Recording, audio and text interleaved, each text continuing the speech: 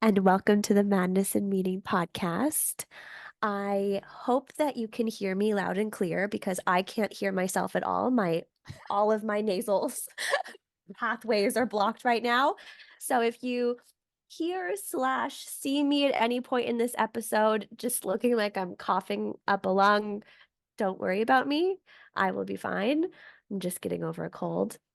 Um, but today we are going to be talking all about the beloved ego, the role that our egos play in our human experience, why it's so important for our souls to have the experience of the ego. We're going to talk about really what the ego is, the reputation that it gets, the type of relationship that we typically have with the ego, and maybe the downsides of that, and what the benefits of having a different relationship with our own ego and the egos of other people, and starting to see the gifts, the purpose in having the ego. So, I would love to just start by throwing this at you and hearing your definition of the ego. Yeah. What's so funny is before we started this recording today, I specifically told Kelly that I don't like it when she throws things to me because I get overwhelmed and anxious. And that's just my ego self feeling a little bit insecure in this moment where I'm afraid that I'm not going to know what to say. Always. And Hello, always, ego. which is why I like to start the podcast because then I can just throw it to Kelly and let her take over and deal with whatever I put forward for her. But I have to just breathe through whatever discomfort I'm feeling in this moment. So I feel like the concept of ego isn't super well understood. And I don't even know if we really have one definition that we all kind of go by. Um, that we kind of use through the same lens. I think that the context of ego in the realm of psychology is quite different than the context of ego that we use in general conversation. And so it might be interesting to break down what we each believe the ego to be and start there. And then from there, kind of explore how it shows up for us and how to work with it. And whenever I think about what the ego is for me, I like to think about it in terms of what its job is and where it really came from. And I think that the ego is simply a part of our consciousness that wants to help us in with our own survival. And it kind of developed through a desire to keep us alive in, I guess, like caveman times, where when we were in danger of something, the ego would, create like in influx of hormones or stress responses that would kind of get us up and moving and keep us in a good state of being.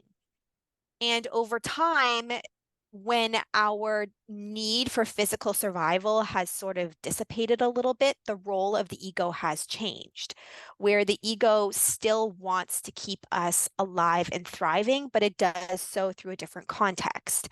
Whereas now our biggest threat is no longer a predator in our physical sense of safety and well-being, but it more is along the lines of keeping us emotionally well and psychologically well.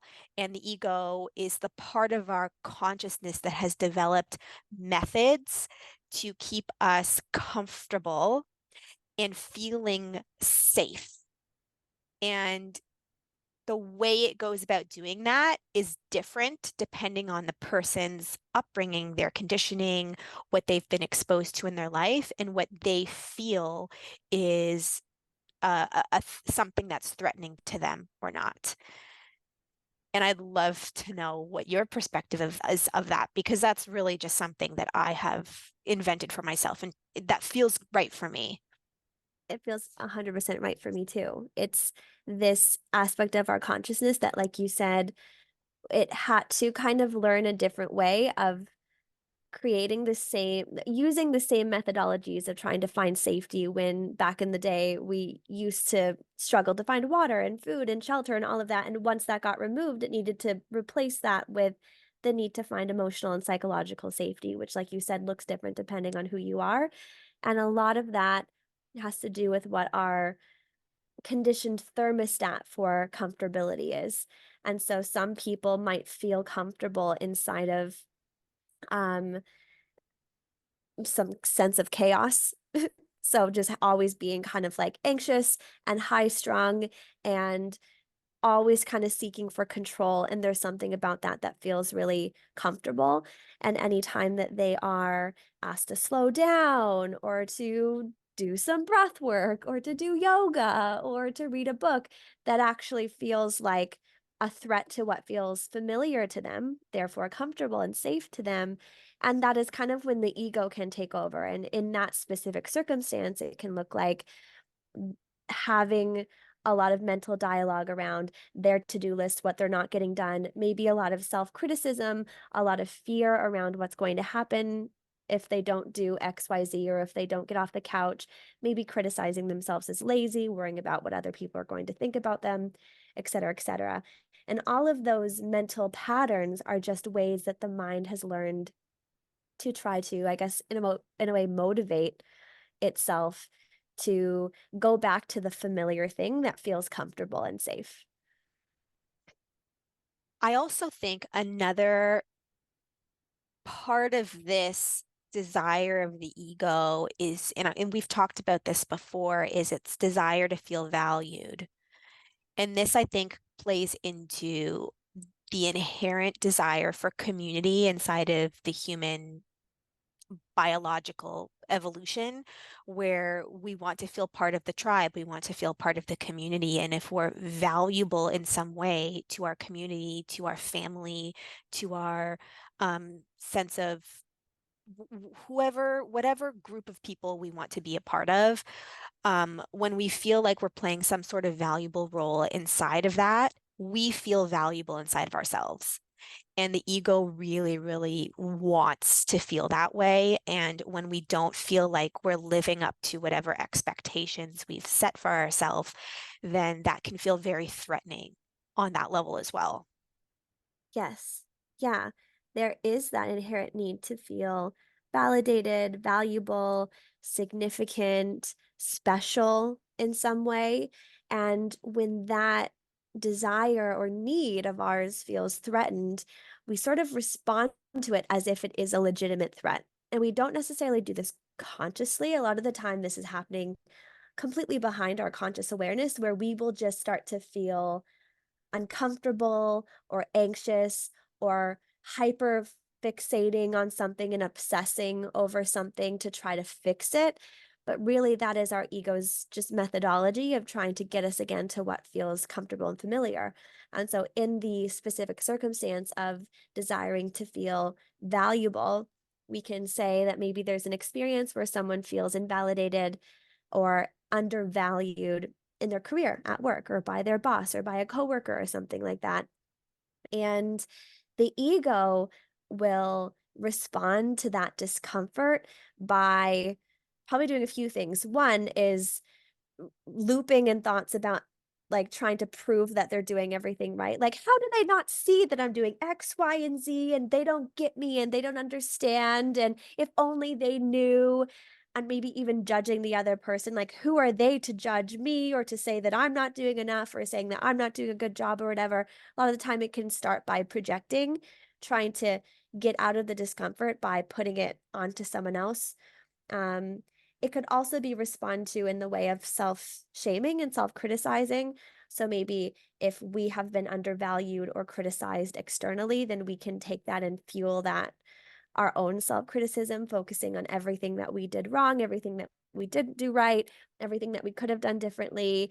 Um, just getting really, really down on ourselves. And again, these patterns of thought is kind of the ego's strategy to motivate us to then do the thing that we think needs to happen or control the thing on the outside that we think needs to change in order for us to come back to that familiarity of feeling valued, but typically from an external source. Right. So now that we've sort of contexted what the ego is and how it can show up for us. Within the spiritual space, personal development space, there's a lot of emphasis placed on dismantling that part of who we are and creating like distance from yourself and the ego, or a common term that's thrown around a lot is ego death, and learning how to become more consciously aware of how our ego is working to keep us safe, to keep us feeling valued inside of ourselves. And when we notice that it's not working, learning how to operate from a different place. Can we start to kind of get into a conversation around where this can, how to go about creating a different relationship with your ego, how we oftentimes see the ego as our enemy. Mhm. And when we notice that we're showing up in a way that's creating a lot of disempowering patterns coming from our ego's desire to keep us safe, how we can start to change our relationship with the ego and create a more loving and accepting place to live inside of internally. Yeah. The ego gets a really bad rep, and it makes sense why it does. Um, Especially even given like these seeds have been planted our entire lives before we even probably got into spirituality and personal development and working on ourselves. We have seen and heard the word ego used in the context of like someone being egotistical, someone being arrogant, and that having a negative connotation that they're a bad person or someone that you wouldn't want to be around.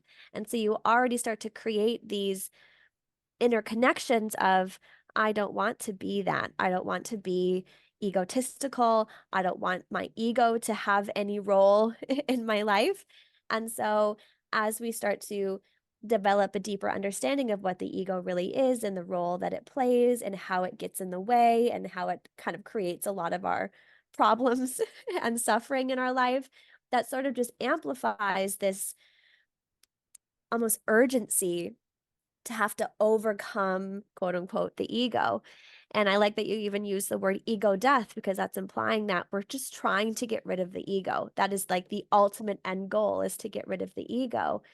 But I think an interesting point I would like to just offer as like a point for us to jump off of is that our soul, the nature of who we are, essence, oneness, the universe, et cetera, that would never want the ego to go away.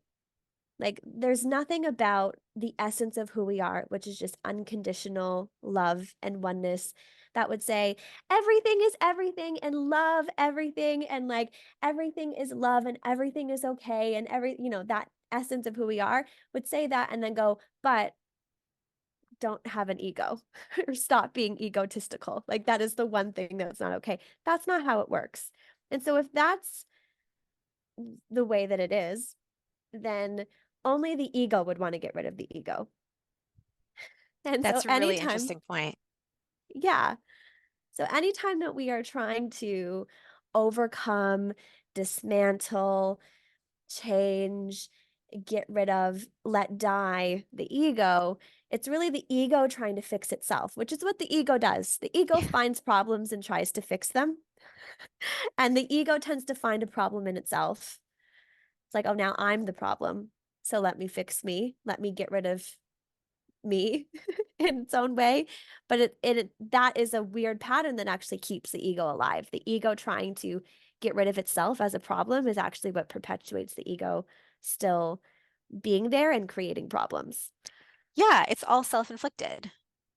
Totally. It's so in this, I don't want to take credit for this. This is something that my guides shared with me, how all of the problems that you perceive and all of the pain that you feel that the ego creates, it all is coming from you. It's living inside of you, where the ego creates pain where there isn't any. The ego creates suffering where there wouldn't otherwise be any. And it's all going on inside of your own mind. And it's all created from within, which is such an interesting, when we really stop and think about and we can get into this conversation, like, why would we come here to have that experience? Why is that something that we would want to experience? Yeah. Because it's exhausting. So exhausting. Yeah. The ego can't exist without suffering. The ego can't exist without problems. So it constantly needs to create them. And if we and our spirit and our soul came here and chose to live this human experience and have an ego, I think it is interesting to explore the inquiry around why would we want that? What would be the benefit of having that? Do you want to dive into that conversation now? Sure. I think it's a fascinating one because Yeah. from the human perspective, it's like, why the F would we want that? Why would we desire to suffer over and over and over again? And from the soul's perspective, it's so that one, you can experience that because there's something to be gained from having a new experience of you. It's all for the benefit of growth. And in a way, you are limiting yourself if you're not opening yourself up to having a wide range of experiences. And another part of this is how can you learn what trust feels like if you've never been in mistrust of something? How can you learn what peace feels like if you've never experienced complete and utter suffering? Like, Yeah. how can you learn what the opposite is in that pendulum or that spectrum of emotions if you've never experienced the full spectrum of them?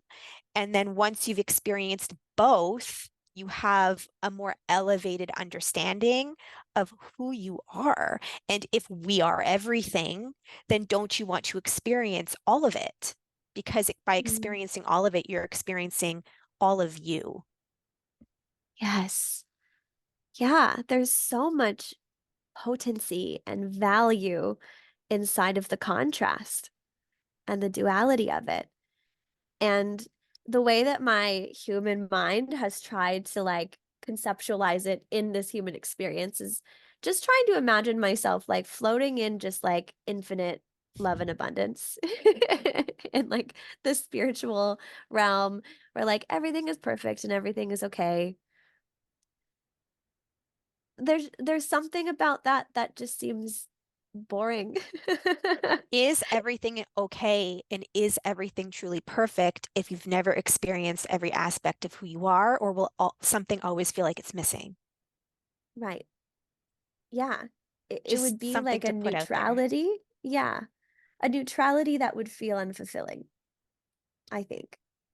I asked this question, I was like, my guides said that in, everything is choice. Like, we don't have to come here, we don't have to experience humanity, but the souls that choose not to do sort of feel in lack of that experience because they're limiting the experience of them. They And so have FOMO. they do. They have soul FOMO. And when you were talking, I was thinking, like, everything is awesome. But is it though? Like, we don't know. Like, maybe everything is awesome once you've gone to hell and back. Totally. And on the other side, you're like, holy shit, what a wild ride. I did that. I mean, think about all of the experiences that you've had inside of your lifetime. The ones that you're the most proud of are all of the things that you had to overcome.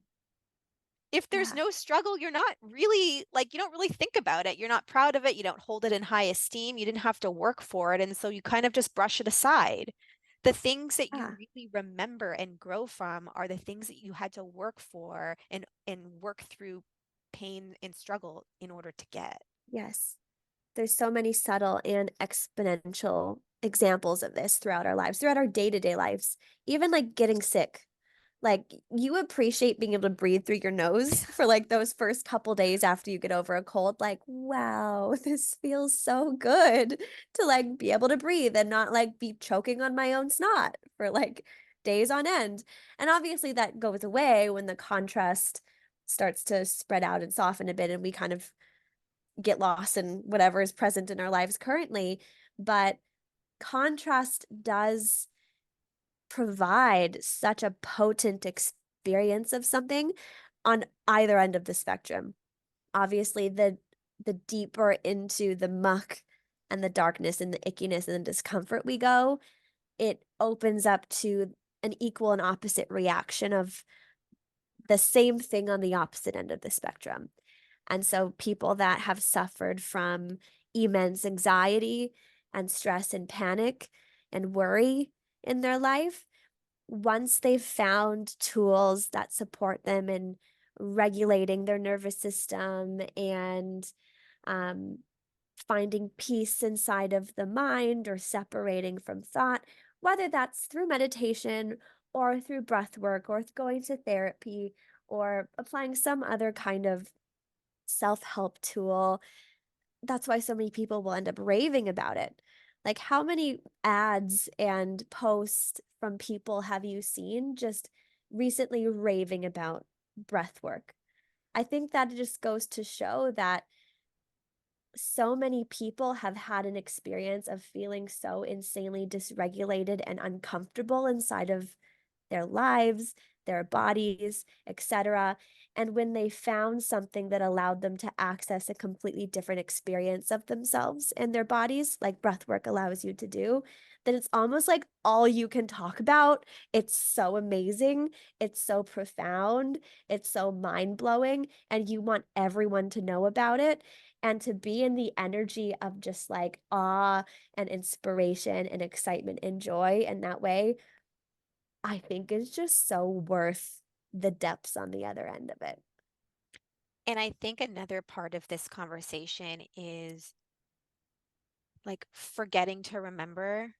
And we actually forget to remember to forget, which is something that my higher self explained to me, where you Yeah. can't fully ground into the experience of suffering if you have the conscious awareness of something other than that experience. Like at the back of your mind, if you know that you're here for a bigger purpose and a bigger reason, and that this is just like a self-inflicted thing that you're creating for yourself, and it's all an illusion, then the experience of suffering takes on a very different feeling than when you're in it. Yeah. And that's all that there is. And you're not aware of anything else. And you're questioning the validity of everything. And you're wondering why this is happening to you and what the point of it is. And like the heaviness of that feels very different. And so we often wonder, like, why do we have to forget who we are when we come here so that you can fully ground into what that feels like? And then over the course of time, recognize that you are not your ego. You are witnessing you in inside of you are witnessing your ego having an experience. Yeah. And then when you leave here, you almost like forget how painful it was and then want to come back Yeah. to remember it again. So silly. So she's like, you actually don't forget to remember. You forget to remember to forget. That is so That was funny. so funny. So like they also go through it over there too, in a way where they're like, oh, like it was so dreamy and like, wasn't that so fun when I was having those panic attacks? Like, I want When to I try was it. eating pizza. I want to try it all over again. Maybe this time I'll make it even more complicated where I'll have panic attacks, but I'll do it in a more like severe way and where, you know what I mean? Like they just Yeah. to them because they see it through a different perspective, it feels different. And you being able to ground into it from all of these different levels of conscious awareness create a more full experience of who we are. And I think we've all had a reference experience of this in our human life where we have overcome something really challenging on purpose, like a game, for example, or an athletic pursuit, that like when we were inside of it, maybe it was all consuming, maybe it was really hard and challenging, and maybe there were parts of us that wanted to give up, but we didn't because we just felt like there was a purpose to getting to the other side of it. We overcome the game, we get to the end of it, or we come up with the solution to the equation, or we finally achieve that athletic accomplishment and we're like, wow, that was really hard. And maybe there's a moment of like, I don't know if I want to do that again. But once you start to settle in it, it's like, oh yeah, I want to do that again. Bring on more. Like that was so cool. I am so amazing for having Yeah. done that. All that lingers is like this self-satisfaction of having done the thing, and you almost Yeah, kind of forget the pain associated with it until you're so back in it and true. you're like, why am I doing this to myself all over again? But So the true. ego works the same way. Yeah. Like it creates all of this pain and suffering, and then when it's over, you kind of forget about it, and then it kind of grips you all over again, and you're in the throes of it. And I would love to get into a conversation around how to begin to have a more conscious awareness of when you're being gripped by your ego, and how to begin to separate your sense of self with the patterns that the ego creates so that you can begin to operate from a more conscious place than a more unconscious place. Yeah, I think overall my ability to do this has just deepened as I've explored a spiritual connection and really just choosing to ground myself in my spiritual beliefs around how I am a spirit here experiencing a human experience and that there's so much more to everything than what I'm experiencing in this human body and this human ego and in my mind and that there was a reason for coming here and XYZ whatever like what however you want to explain your own spiritual beliefs but for me it has just like I think those seeds began planted at the beginning of my quote unquote spiritual awakening when I first started learning about manifestation and that life was different and more expansive than what I had been taught growing up in school and family systems. Obviously, it's usually how it goes for all of us. And so that started to kind of open up a new perspective that was available when certain experiences were happening in my life, something that felt stressful or overwhelming. It began to sprout this little like idea or question around what the purpose of that was, like why this thing was happening, maybe why it might be happening for me. If I came here to have this experience, if I am a soul in a human body, insert whatever belief you want to put in there, then what's the purpose of this? Why is this happening? What lesson might be available for me in this, which we talked about in a previous episode around what's my purpose. Not necessarily everything has to have a quote unquote purpose or a reason for happening that we need to be able to explain with our human ego. But I think that that's how I started to grasp these concepts in the beginning. And that has just deepened more and more and more throughout the years to now just arrive in a place where it's not to say that I don't get caught up in my humanness because I absolutely do. And I get caught up in the darkest depths of it quite often. And so it's not that we're just like, oh, it's fine. I'm just here in a human body and everything is okay, really. And I'm suffering, but like, really, I don't need to. Sometimes it can be like that. Like, there are like some minimal experiences that I have, and maybe you can relate, Amanda, where you'll watch yourself immediately get triggered by something and you're just like, oh wait, this doesn't matter. And then it'll kind of just like fall off. But that's Yeah. rare. It's like far and few between that it happens that way necessarily. I would say more often how I start to experience things a bit differently since really grounding into my connection to spirituality and this what this human life experience is really about is that when something is happening that feels overwhelming, stressful, triggering, emotional, dark, heavy, etc., then it almost feels like there's a part of me that is kind of holding the part of me that's in the experience. Like I'm watching myself, I'm the witness to myself having that experience and not calling it good or bad, not putting a label on it necessarily at all. There's kind of like this neutrality of like, okay, this is happening. And it's not something bad I need to overcome. It's not something good that I'm supposed to get excited about that it's happening. It's more just like, okay, like we're experiencing really deep heartbreak right now. And like that's where the sentence ends.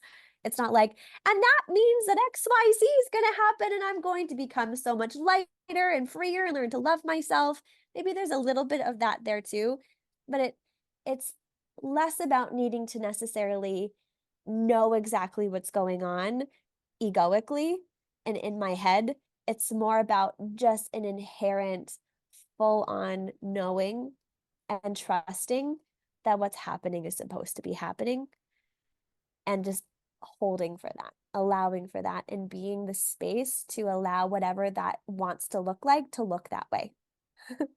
One of the most incredible places I've seen this described in a way that really resonated for me was in the book Untethered Soul, Such a where, good book. oh my God, it's amazing, where he talks about you are the one who watches.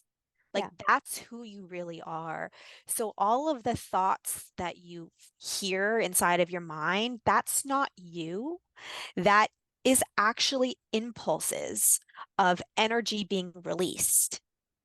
And you are just the one who's either engaging with them or not engaging with them. And it's interesting to observe which ones you engage with and which ones you don't. Sometimes you attach to a thought and you're like, yes, like that is true. And you just operate from a place of that becomes your Your reality. truth, your reality. And other times you have a thought and you start to question it.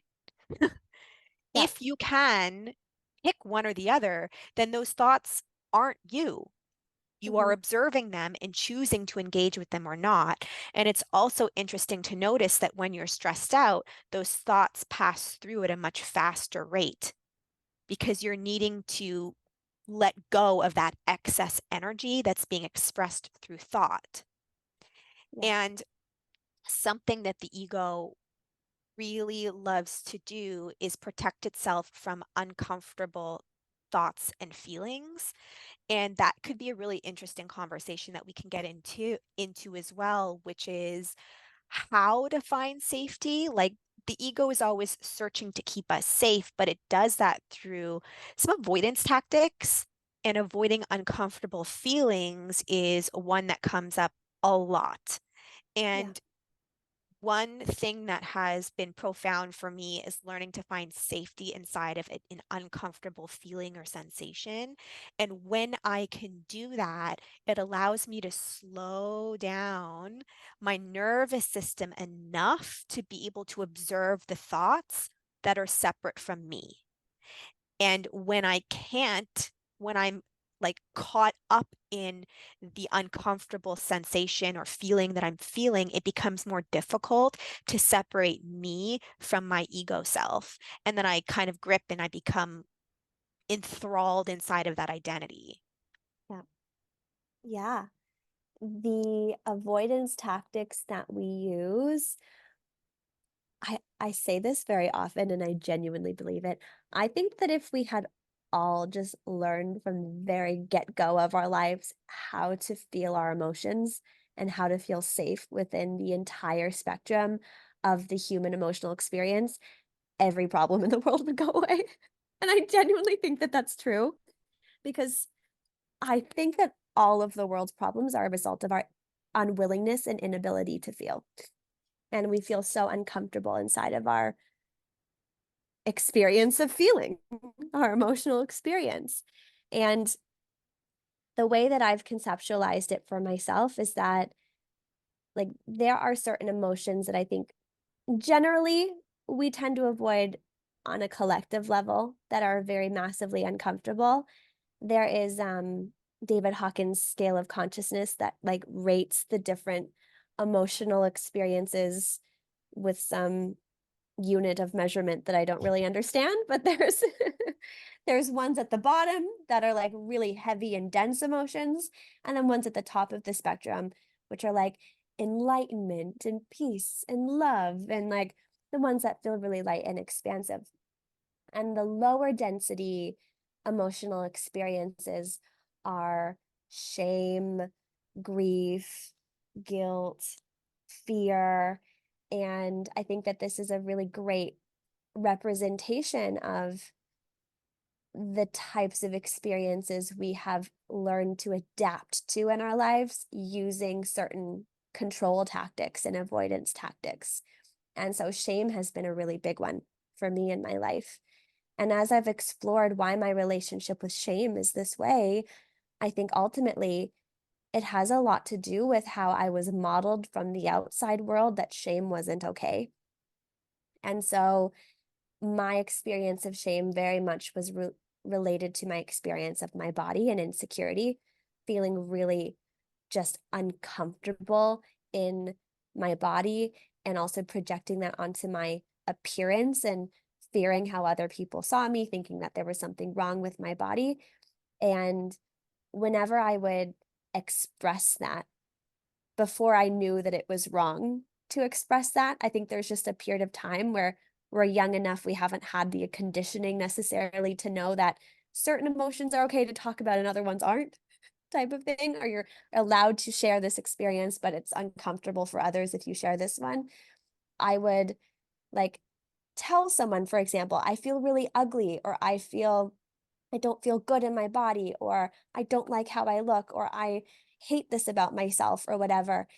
And it was always met in a way that taught me that it wasn't okay that I said that, or it wasn't okay that I felt that way, or that I showed that aspect of myself, whether it was that it made the other person feel uncomfortable, or I think a lot of my experience of it was it made that person become fake too. Like people would just start like saying things to me like, "Oh, don't think that about yourself. You're beautiful." And it always felt really inauthentic. It felt like something they were just saying because they were uncomfortable that I felt this way. And so they were trying to get rid of it so that I would stop making them feel uncomfortable. And so I think I've associated that very greatly with my own personal experience of being very resistant to my own experience of shame and insecurity. And the way that I had to learn to adapt to shame is to suppress it, to just not let it be a part of my human experience consciously. And so anytime that shame came up, I developed very strong unconscious pathways of dealing with it. And a lot of that had to do with thinking. I thought like a lot, rapid anxiety spiraling type thoughts as a way of escaping the shame that I felt. And so rather than just being in the experience of feeling shame and not good enough and gross and uncomfortable or whatever that felt like in my body, I would come up into my head, compare myself to other people. What is that person thinking about me? What do they think? Okay, comparing myself. Am I wearing a gross outfit? Oh, does this look weird on me? Oh, blah, blah, blah, blah, blah. Like just spiraling in these thoughts and kind of looping in this methodology of thinking that kind of felt like it was trying to fix something. Like if I can think about everything that's going to be wrong, then I can try to fix it or hide it or control it so that I don't have to feel the shame, because feeling the shame is wrong. It makes people uncomfortable. It opens me up to the vulnerability of people leaving, abandoning, rejecting me, shaming me, judging me, etc. And so that has been my exploration of shame specifically. Do you have anything that you would like to add to your experience of that? Yeah, um, a lot actually. As you were talking, my guys were showing me images, and I'm going to get to that in a second. But I just want to highlight first that it's not entirely impossible to avoid feeling anything at all. Like, you can't avoid a feeling. You can avoid a feeling on the surface, but it's always going to linger beneath the surface. And in times of duress, it's going to surface, Yeah. and it's going to unconsciously drive every aspect of your life without you realizing that that's what's actually going on. And I know you have a lot of experience with that in terms of body image and food freedom. And I do as well with like body dysmorphia and eating disorders.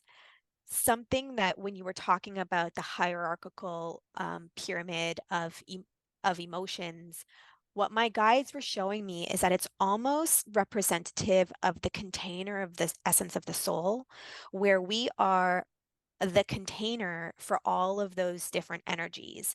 And the common misconception is that on the other side, we don't have those lower level emotions. And that's not true. They exist Mm, everywhere. If they exist here, they exist there too. But our relationship with them are different. And that's what we're here to experience. On the other side, there's not this egoic level of attachment to them or fear of them. We don't avoid them, or we don't have these unconscious associations with them or a desire to protect ourselves from them. And so they just pass through, they just come and go. Whereas here, the reason why we come here is to experience them in a different way so that we can have all those experiences rather than just the one.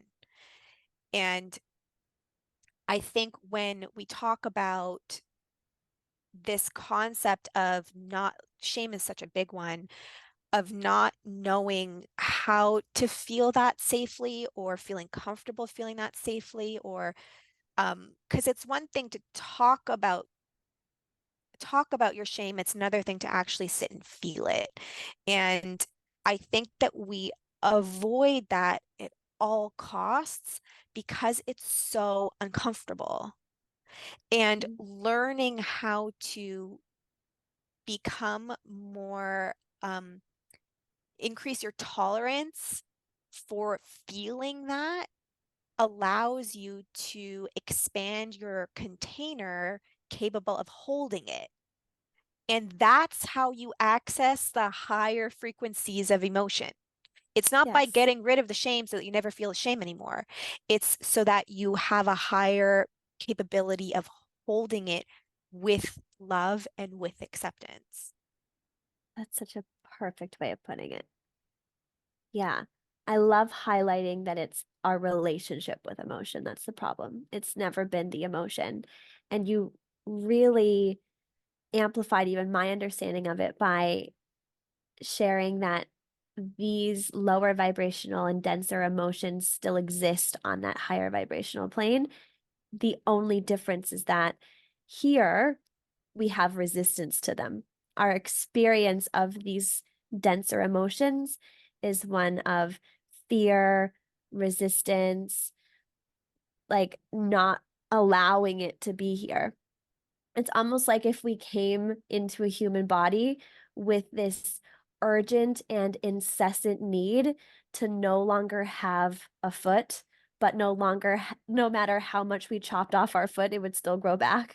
Like it's a weird visual that I have in my head, but like just imagine being in a body where you just, for whatever reason, were not okay with your foot. Like it was just not okay.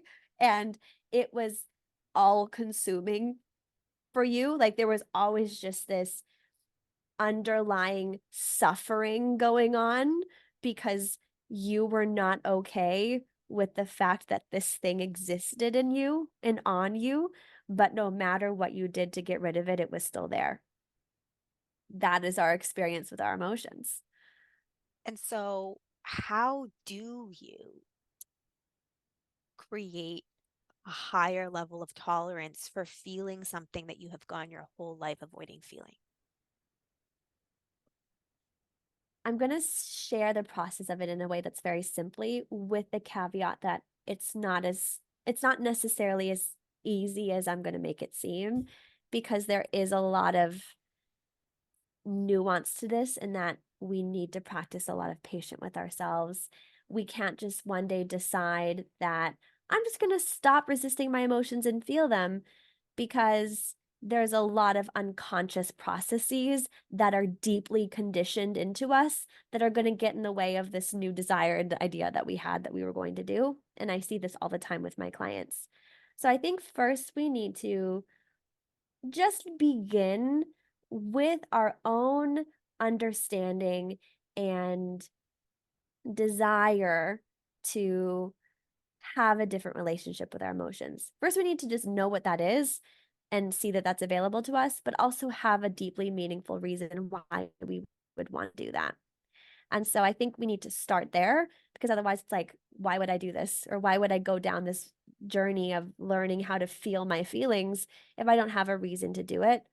And so I think that for a lot of people, coming to a place where they can decide with integrity that they want to learn how to hold their entire emotional experience differently comes from fully recognizing that it is their relationship to their emotions and their resistance to their emotions that's creating their suffering in their life.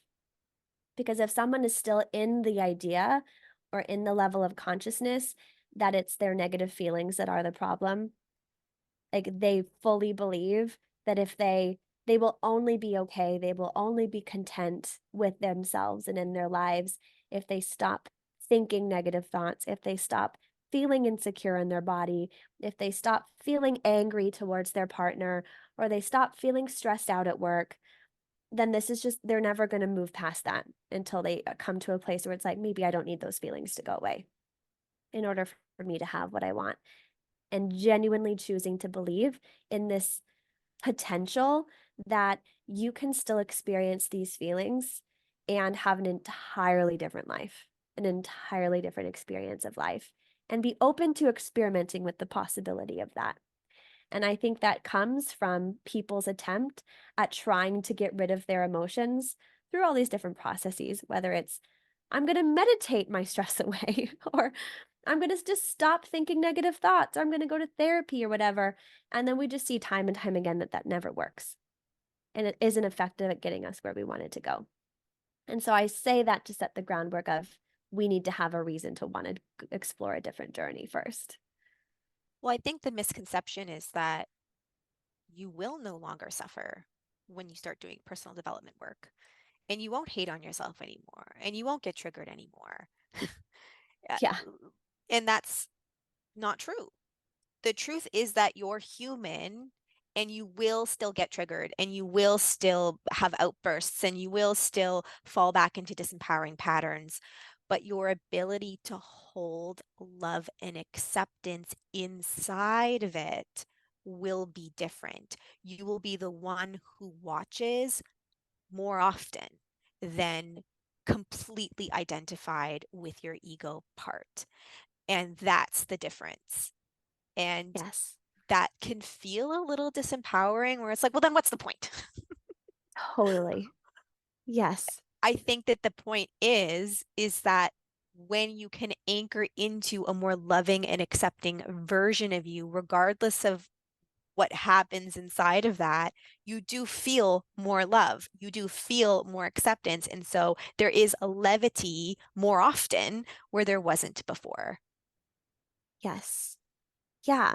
And I would like to just like stamp on top of all of this that if we could control our thoughts and our emotions, like reach this place where controlling our thoughts and emotions was actually possible, and getting to a place where we only felt and chose to feel good ones and could choose never to feel the negative ones or to think the negative thoughts again.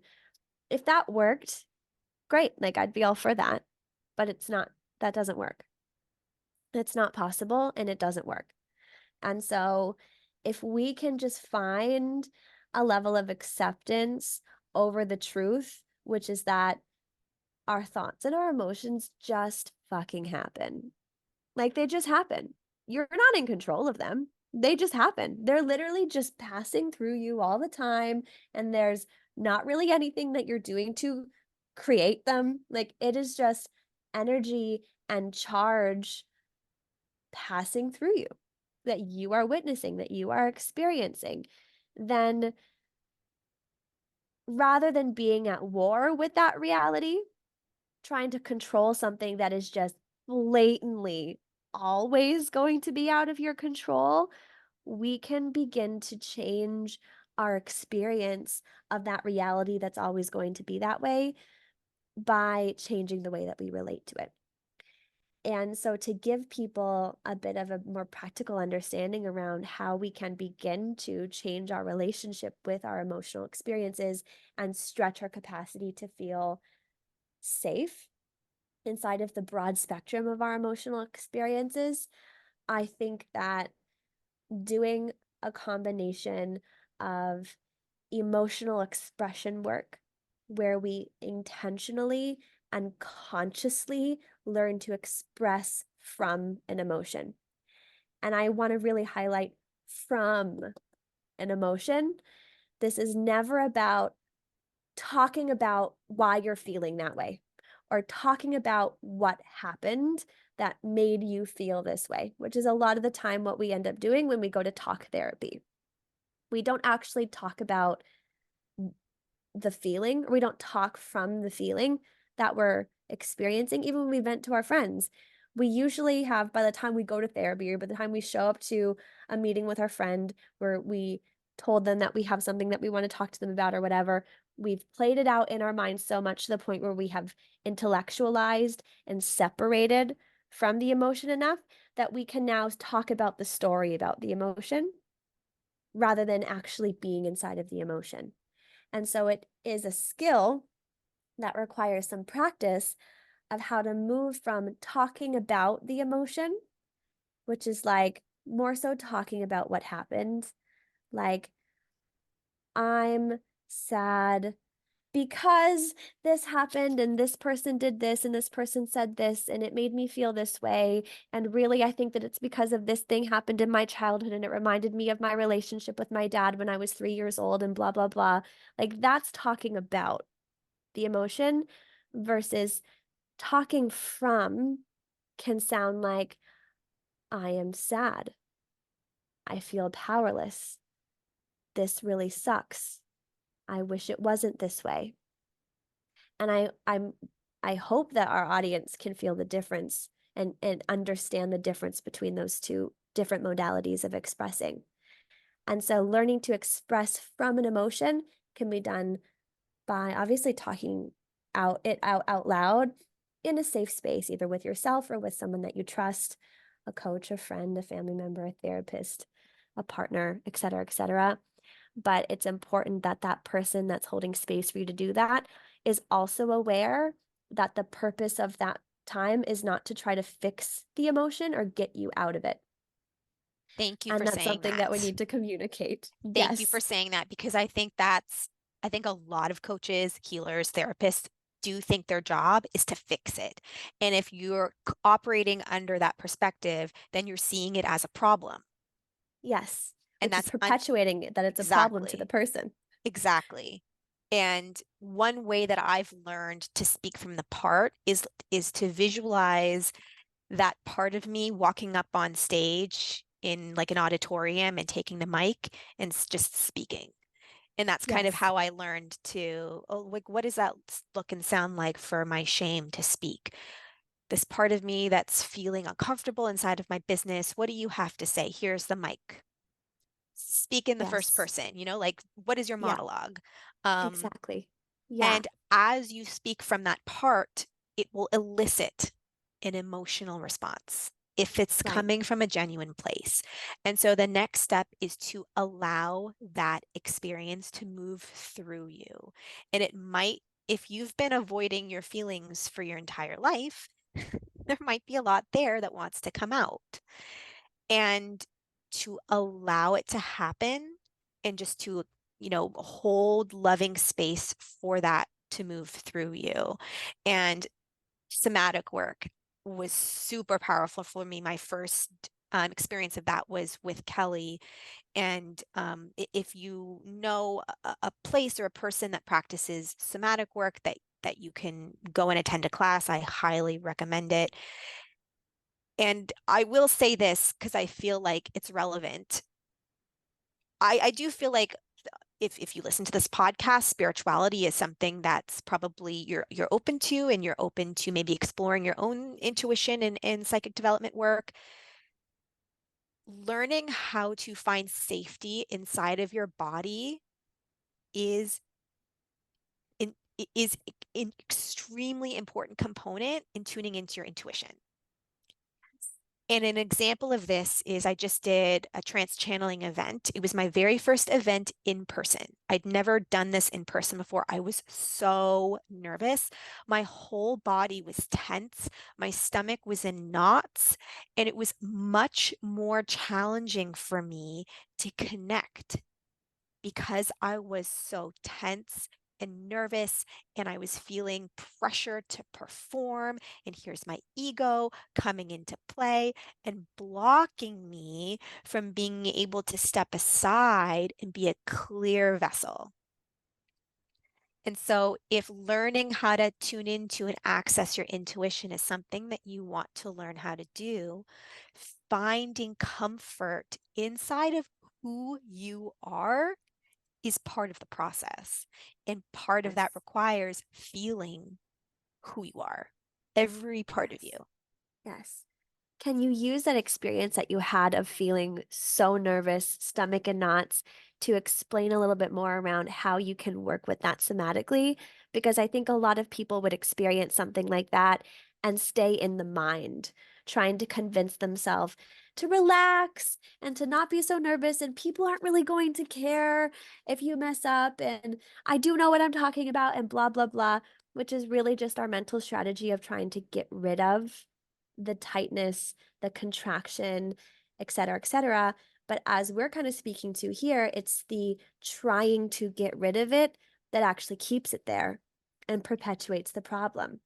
This is a beautiful tie in to our last conversation with the hierarchy of emotions, where we have those emotions that are in existence here and also on the other side, but we don't have a physical body there. We have one here. So part of this is learning how to be a physical container for that energy and how to hold that energy in a relaxed container that is accepting of that energy's presence, or a resistant container which is contracting in against the energy that is present.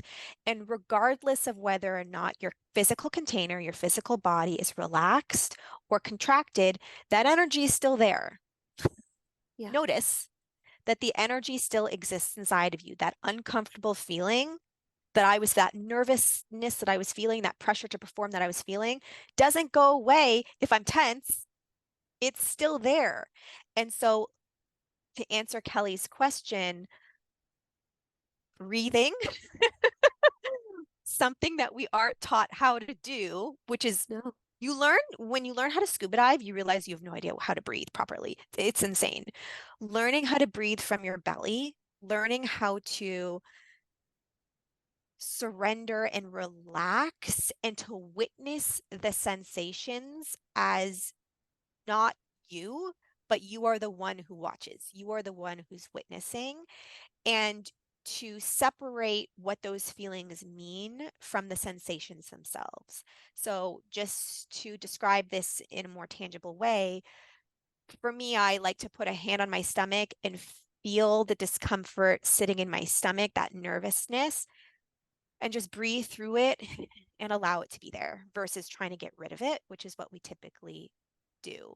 And so, another really interesting component of this ego experience is learning to feel the feelings, learning to be in acceptance of the feelings, and also learning how to hold them inside of a physical body.